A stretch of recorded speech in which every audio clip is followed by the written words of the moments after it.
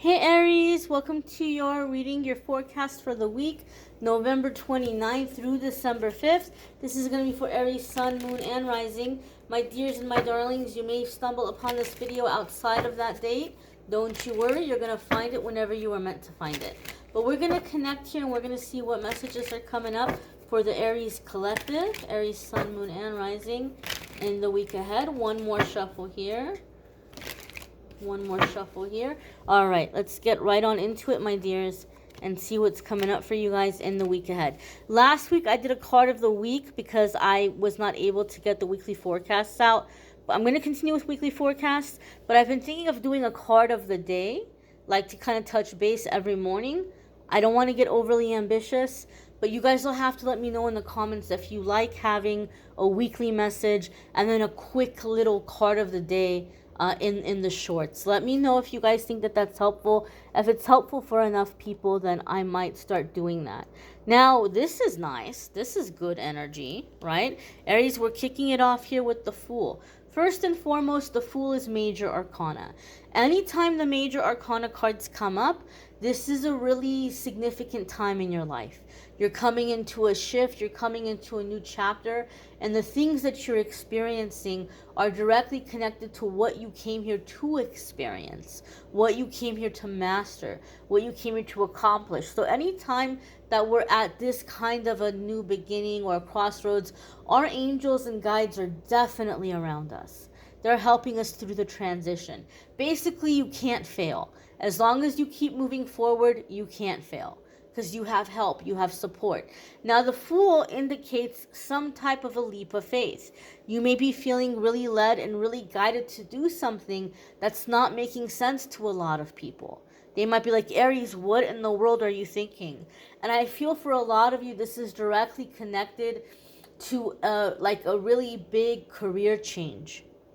You might be thinking of walking away from a situation where you've been for a very long time and you're wanting to invest your time or energy into something else. And I feel like people are looking at you like, what in the world are you thinking?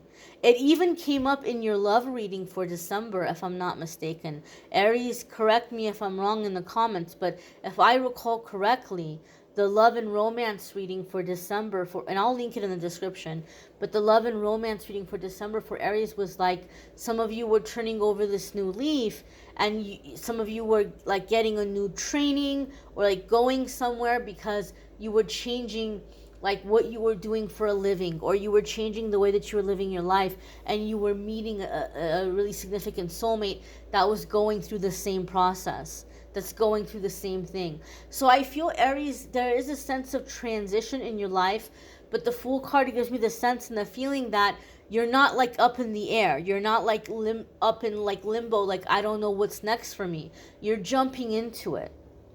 Like, this is what I want to do. This is what I feel called to do. Again, might not make sense to the people around you. That's why it's called the Fool card. The Fool card says you're being guided to do this. You're being called to do this. But you got to look before you leap. You have to have your backup plan in place. You have to have your little safety net. Okay? I give the example of when Spirit kept pushing me to say, you're going to start putting videos on YouTube and you're going to do nothing but readings. That's it. You're going to be doing nothing but readings. No more day job. Spirit kept pushing me and I was terrified, and I wanted to put my faith in Spirit because Spirit was telling me to do that, you know. But I listened, but I also had a backup plan. I was doing the psychic hotline, like the commercials you see on TV. I was doing that, you know, every night. In the evenings, I was doing DoorDash. I was delivering food during the day or early evening. I would run around and, you know, take people their food orders. So there was something I was doing in between. I didn't just quit my job and say, all right, Spirit told me to do it, so I'm just going to trust that the money is going to come in and I'm going to be able to pay my insurance and my car payment and my rent. I had a safety net in between. So the Fool card is saying you're being called to take this leap of faith, but you have to have your safety net. You have to have like your transitory plan. What are you going to do in the meantime until this other thing kicks off? But I really feel like a lot of you are just completely and totally starting over in a new direction. You're feeling called to change what you're doing for your career, or where you're gonna be living. But it feels to me like it's not just moving or changing job. It feels to me like you're changing your way of life. You're changing your way of life. And you're going like what feels important to you, what you feel matters, purpose, right? Meaning. Yeah, that's the feeling and the vibe I'm getting for you guys. The next card that's coming in here for Aries is the Seven of Wands, right? And Seven of Wands, this could be standing your ground. As I said, there's going to be a lot of people that think, Aries, you've lost it. What in the heck are you doing? What in the heck are you doing right now? And Seven of Wands wants you to know that this is not the time to fall into disputes and disagreements. They're not going to convince you, and you're not going to convince them. So when I see Seven of Wands, it's like keep going on your path. You're headed in the right direction. You have some distractions. You have people that are trying to pull you away from it or knock you down, and you can't engage. If you engage, they're going to pull you down. Right now, Spirit wants you to keep moving. Spirit doesn't want you to stop and let this negativity into your life. Some of you, this Fool card has already come for you. You've already made this shift. You've already made this change. A really big opportunity has come in for you. And the Seven of Wands can be warning you, especially I've seen in a work situation where you might have people that they want to be standing where you're standing, Aries. They see you as competition. They resent you. They want what you have. And especially in a work situation, they might be, or it could even be family stuff, but they might be saying things or doing things to try to get a reaction out of you. They may be really aggravating you. They may really be pushing your buttons because they want you to go off. And then once you go off, they're like, oh, can you believe Aries said that to me? And they're like crying and they're sobbing and they're like, I told you Aries was, unstable. I told you Aries had a temper. I told you Aries was mean, right? And meanwhile, they've been poking you the whole time, right? Poke, poke, poke, poke, poke, poke, poke, poke. And then when you react, they're like, oh my God, I can't believe you spoke to me that way. So Seven of Wands is like, don't fall for it. Don't fall for it. If you can, just, excuse yourself from the situation or not interact. Just kind of let it de-escalate because you're not giving it any fuel. Let it die out. But if you try to convince somebody, they might just be in the energy of they're just looking to argue or they're just looking to disagree. So sometimes I see Seven of Wands to say, just keep moving forward, right? He's on good ground right now. If they're insulting him, if they're putting him down, if, they're throwing these fighting words at him, and if he comes to the edge here, and he's like, what'd you say to me? And he wants to jab them with his wand, they can hook his ankle and pull him down. They can hit him. They can hurt him. They can do some damage if they pull him to the edge. But if he stays away, if he doesn't get involved, it's going to de-escalate. Eventually, they're going to get bored and turn around and go home. So Seven of Wands is saying, don't feed the situation your energy. Just keep doing what you're doing quietly. Don't feel like you have to convince anybody of anything. And that tension will die out. The next card that's coming up here for Aries is the King of Wands. This beautiful fire energy. This is you, right? This is fire sign energy. Aries, Sagittarius, Leo. Now, the King of Wands is a very ambitious energy. Okay? Very passionate energy. Very creative energy. The King of Wands is the type of personality where they create opportunities, right? The background story of the King of Wands that I once read was he was not born into royalty. He wasn't born a prince and then became king. He was born during a time that the economy was really bad. There weren't jobs. People were really struggling. but he saw the needs of the people, and he saw ways that he could create an opportunity where he could fulfill a need in the community, and also like earn barter, earn trade, earn pay.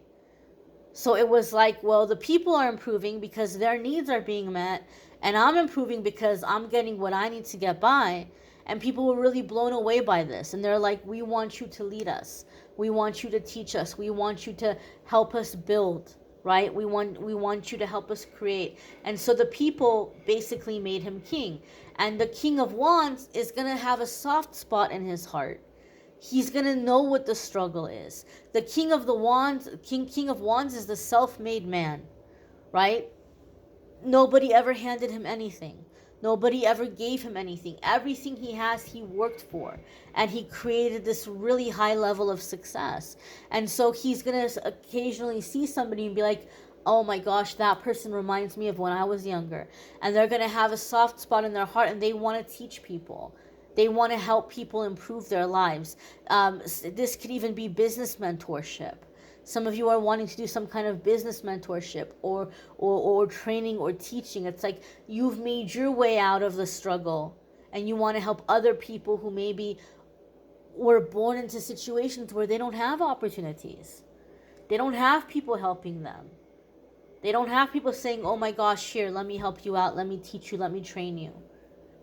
And so some of you might be feeling very moved to do something within your community, or to help a certain group or a certain demographic, where you're wanting to help bring about change. You're wanting to train, you're wanting to teach. And for some reason, I'm getting a sense of inspire. So some of you, it might not even be about teaching kids or younger people or adults even about finances or what to do with their money. Some of you might be doing this kind of thing, but for other ones of you, I'm getting a sense of like inspiring. So maybe you're doing something to bring art or creativity, or giving them like positive things to get involved with, and you might be sprinkling in here positivity and manifestation and creating reality and things like this. But I feel for some of you, you're creating an opportunity in your life, and you're feeling really inspired that you're wanting to pay it forward. You're wanting to help others. Because that's the thing about the King of Wands. He found the way out, and then he led the people. He doesn't like to see people being left behind. And there could be something in your energy that's very much this way also, Aries. Or you may be encountering a person who is the King of Wands, and they're seeing you, and they're like, you know what, Aries? Once upon a time, I was you. And they're wanting to mentor you or teach you or help you. Your next card that's coming up is the Hanged Man. And I know a lot of people might be like, what in the heck? We've got all these great cards, and then we've got the Hangman. Nothing's going to be happening. It's going to be boring. Well, first and foremost, let's not forget, the Hangman is a major arcana card, and the major arcana cards are going to come up anytime that we're at a new beginning or a new chapter, just as I said with the Fool card. So this is major arcana, so you're meant to have this experience. You're meant to have a little bit of a lull here. It's not to punish you. It's never about punishing you, but Spirit is putting you on a little bit of a timeout. The Hangman can be a little bit of a cosmic timeout, because there might be something about the situation that you're not seeing, that Spirit is trying to bring to your attention. A lot of the times I see the Hangman come up for people when you're manifesting something on autopilot that you outgrew a long time ago and you don't even realize it. It's as if you have your Christmas wish list from when you were 4 years old and you're 35, and you keep putting in the same wish list every single year, and you're 35 years old and you're putting in your Christmas wish list from when you were 4 years old out into the universe on autopilot. And now the blocks are over, and now you can actually manifest, you can actually receive it. The order is going to be processed and given to you, sent out to you, and the universe is like, Aries, you're not 4 years old anymore. Are you really sure that you want that Tonka truck? Are you really sure that you want that Barbie? Right? So there might be things that you're putting out on autopilot without even realizing it. And Spirit is asking you to kind of check in with that. The Hangman can also come up when you might be making unnecessary sacrifices.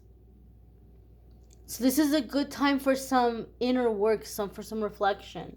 Check in with your thoughts. Be present so that you're not putting out things out into autopilot. Maybe ask yourself, how have my needs changed? How have my desires changed? What might I be better off with that, might be a better kind of thing to have in my life, or a better way to be living for myself in this stage in my life right now. Be aware of your thoughts, because you may be putting something on autopilot, as I said. And now that the blockages are out of the way, you're going to see it coming in and manifesting.